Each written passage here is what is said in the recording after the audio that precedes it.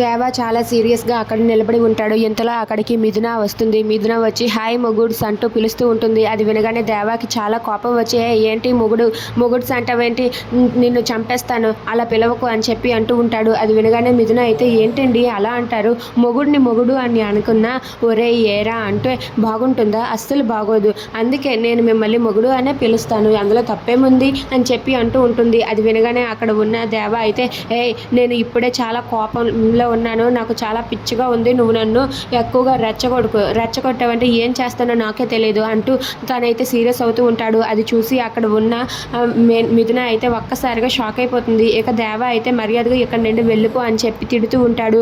దాంతో అక్కడ ఉన్న మిథున అయితే సరేలేండి, మీ మాట నేను కాదనను, మీరు అన్నట్లుగానే చేస్తాను, ఇక్కడ నుండి వెళ్ళిపోతాను, కానీ ఇదిగోండి ఈ అక్షంతలు తీసుకొని ఒక్కసారి నన్ను ఆశీర్వదించండి, మీరు నన్ను ఆశీర్వదిస్తే నేను ఇక్కడ నుండి వెళ్ళిపోతానని చెప్పి మిథున అయితే ఆ అక్షంతలు ఇస్తూ ఉంటుంది.